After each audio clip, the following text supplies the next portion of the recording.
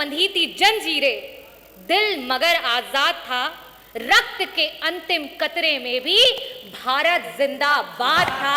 भारत जिंदाबाद है और भारत जिंदाबाद रहेगा। हम आई लव जय श्री कृष्ण कह सकते हैं, हम आई लव वाहे गुरु कह सकते हैं, हम आई लव जीसस कह सकते हैं, लेकिन आई लव मोहम्मद कहने पर इस प्रदेश के बच्चों को गिरफ्तार किया जा रहा है। क्या ये है वंदे मातरम?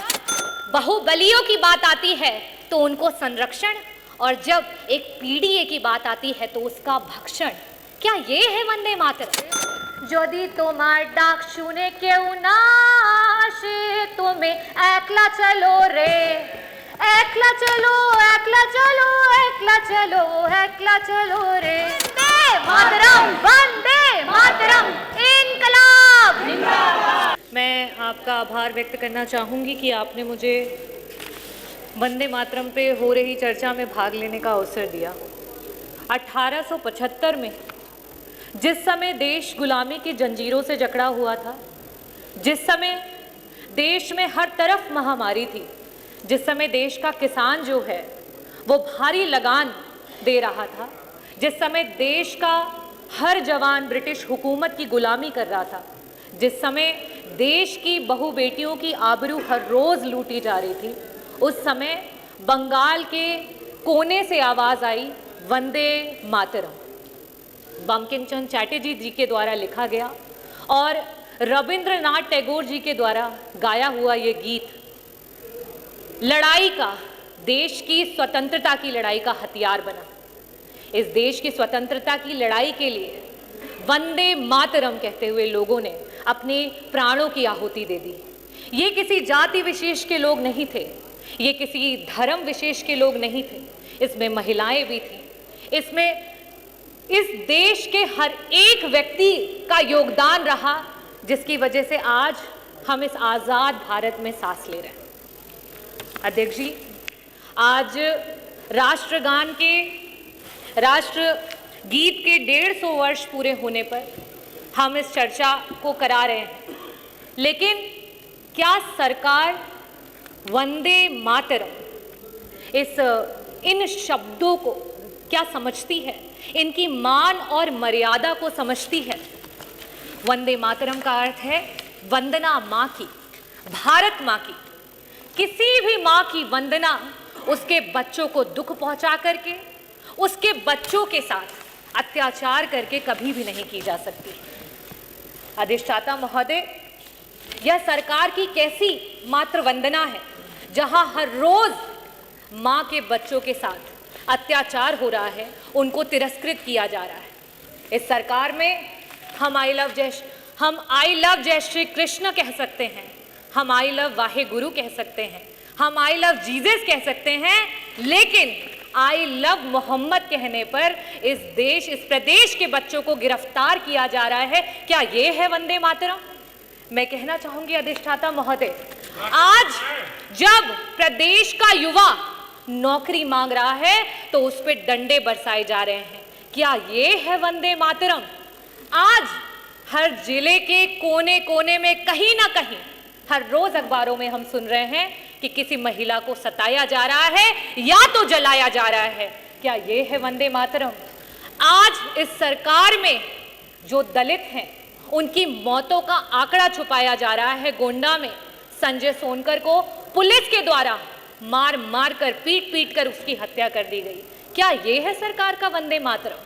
जब बाहुबलियों की बात आती है तो उनको संरक्षण, और जब एक पीडीए की बात आती है तो उसका भक्षण। क्या ये है वंदे मातरम? जब हम बात करते हैं एक आम आदमी की तो वो महंगाई की मार में चलता चला जा रहा है। क्या ये है वंदे मातरम? आज माननीय मंत्री जी नहीं है, स्वास्थ्य मंत्री जी, पता नहीं क्यों वो नाराज हो जाते हैं जब भी स्वास्थ्य की बात होती है। लेकिन जब अभी कुछ दिन पहले इसी सदन के कैबिनेट मिनिस्टर, जब उनको हार्ट अटैक आया और सरकारी अस्पतालों के इस प्रदेश के उप मुख्यमंत्री, स्वास्थ्य मंत्री और कैबिनेट मंत्री दर दर की ठोकरें खा रहे थे, और आपका जो विभाग है, वो गिड़गिड़ा रहा था इलाज के लिए और समाजवादियों के द्वारा बनाए गए मेदांता में जाकर के उनका इलाज हो पाया। आज स्वास्थ्य का ये हाल है उत्तर प्रदेश में। क्या ये है वंदे मातरम? आपके पास तो तब भी इलाज का एक रास्ता था उन गरीबों के लिए। सोचिए, आज बहुत बड़ी बड़ी बातें कर रहे थे कि मुख्यमंत्री विवेकाधीन कोष से 1300 करोड़ का फंड जो है वो लोगों को मदद के लिए आया, लेकिन आज भी 5 लाख लोग प्रदेश में हार्ट अटैक से और 2.5 लाख लोग कैंसर से प्रतिदिन मरते जा रहे हैं। ना उन्हें इलाज मिल रहा है, ना उनको दवाइयां मिल रही हैं। क्या ये है वंदे मातरम? मैं अध्यक्ष जी ये पूछना चाहती हूं कि ये सरकार जो बार बार बताती है कि आप वंदे मातरम को नहीं पूछते हो, वंदे मातरम नहीं बोलते हो, क्या सिर्फ मुंह से बोलना है वंदे मातरम? वंदे मातरम का असली इम्तिहान तो धरातल पर होता है और धरातल पर उस माँ के बच्चों के साथ हर रोज अत्याचार हो रहा है, हर रोज वो पीड़ा सह रहा है। क्या ये है आपका वंदे मातरम? आदरणीय अध्यक्ष जी, मैं ये कहना चाहूंगी कि हमारे पुरखों ने, हमारे पूर्वजों ने, वो किसी एक जाति और धर्म के नहीं रहे। उन्होंने हंसते हंसते कफन को चूम लिया, फंदे को चूम लिया, तब हमें आजादी मिली है। और मैं चाहूंगी कि यहाँ सदन में बैठा हुआ प्रत्येक व्यक्ति उनके बलिदानों को याद करे और असली वंदे मातरम को ये सरकार धरातल पर ले करके आए।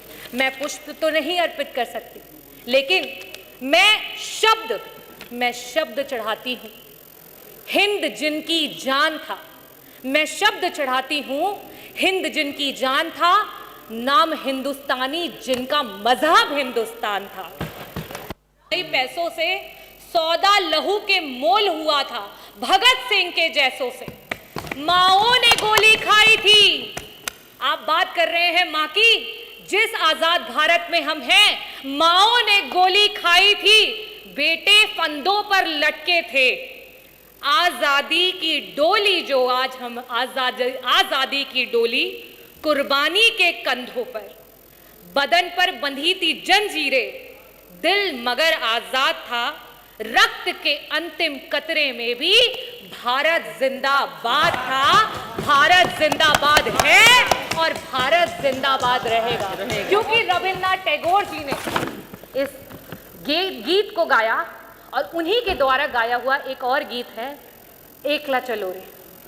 आज प्रदेश की सरकार की जो नीतियां हैं, इस पीड़ित समाज को जिस तरीके से तिरस्कृत किया जा रहा है, आज पूरे प्रदेश की जनता इस बात से जो है हामी भरती हुई इस बात को पूरा करने जा रही है कि एकला चलो रे। यदि तुम्हार डाक सुने क्यों ना आशे तुम्हें एकला चलो रे, एकला चलो, एकला चलो, एकला चलो, एकला चलो रे। এই ভারত আমাদের জান, আমাদের স্বাভিমান, और এই ভারতের জন্য আমরা আমার জানটা দিতে পারছি। बहुत बहुत धन्यवाद। भारत माता की जय। वंदे मातरम, वंदे मातरम, इनकलाब। बहुत बहुत धन्यवाद। विजय कुमार गौड़। माननीय अध्यक्ष जी, 5 बज गया।